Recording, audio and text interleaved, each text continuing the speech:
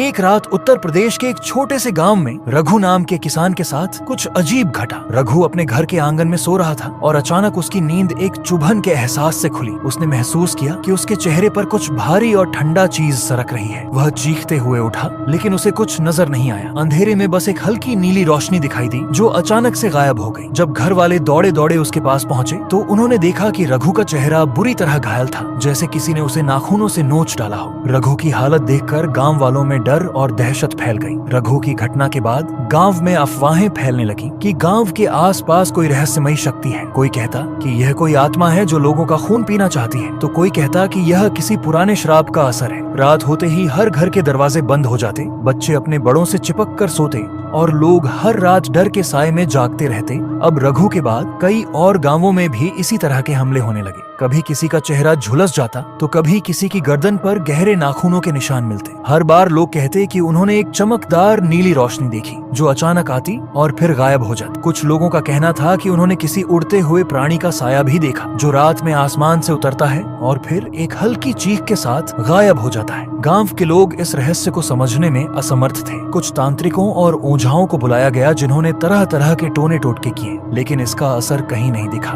गांव के बुजुर्गों का मानना था कि यह शायद किसी आत्मा का प्रकोप है जो यहाँ आकर लोगों से बदला ले रही है। कुछ लोगों का मानना था कि यह कोई तांत्रिक विद्या है जिसके चलते मुंहनोचवा गांव वालों को परेशान कर रहा है। जैसे ही इस घटना की खबर फैलने लगी, प्रशासन ने मामले की जांच शुरू की। पुलिस ने कई टीमों को गांव में तैनात किया जो हर रात गश्त लगाती थी, लेकिन हर बार मुंहनोचवा का हमला तब होता जब पुलिस की नजरें चूक जाती। वैज्ञानिकों ने भी इसे समझने की कोशिश की। उन्होंने इसे कोई जंगली जानवर का हमला मानकर जांच की, लेकिन वे भी कोई ठोस सबूत नहीं जुटा पाए। इसी बीच गांव के ही एक युवा अर्जुन ने इस रहस्य को सुलझाने का बीड़ा उठाया। अर्जुन को अंधविश्वास में विश्वास नहीं था और वह मानता था कि यह जरूर कोई चालबाजी या छिपा हुआ सच है। उसने ठान लिया कि वह इस मुंहनोचवा का सच सामने लाएगा। एक रात अर्जुन ने अकेले ही अपने घर से बाहर निकलने की हिम्मत की। उसने अपने एक हाथ में टॉर्च और एक हाथ में लाठी रखी और गांव के किनारे वाले मैदान की ओर चल पड़ा जहां मुंहनोचवा का हमला होने की सबसे ज्यादा खबरें आई थी। रात का तीसरा पहर था और चारों ओर सन्नाटा पसरा हुआ था। अर्जुन ने देखा कि आसमान में हल्की नीली रोशनी चमक रही है, जैसे कोई प्राणी धीरे धीरे उसके पास आ रहा हो। अर्जुन ने साहस नहीं खोया और टॉर्च की रोशनी उसकी ओर फेंकी। अचानक से उसकी टॉर्च की रोशनी में एक ड्रोन जैसा यंत्र दिखाई दिया। यह एक छोटे से उड़ते हुए रोबोट जैसा था जो नीली रोशनी फैला रहा था। उसकी बनावट कुछ ऐसी थी कि इसके किनारों पर छोटे नुकीले हिस्से थे जो चेहरे पर गिरते ही किसी के चेहरे को घायल कर सकते थे। अर्जुन ने यह दृश्य कैमरे में कैद कर लिया और गांव वालों को दिखाया। यह किसी बाहरी व्यक्ति द्वारा बनाई गई यंत्र था जिसे गांव वालों में डर फैलाने के लिए इस्तेमाल किया जा रहा था। बाद में जांच करने पर पता चला कि कुछ असामाजिक तत्वों ने अंधविश्वास फैलाकर गांव के लोगों में खौफ पैदा करने का षड्यंत्र रचा था ताकि वे अपने फायदे के लिए गांव वालों को अपने नियंत्रण में रख सके। मुंहनोचवा का रहस्य खुल जाने के बाद गांव में धीरे धीरे शांति लौट आई।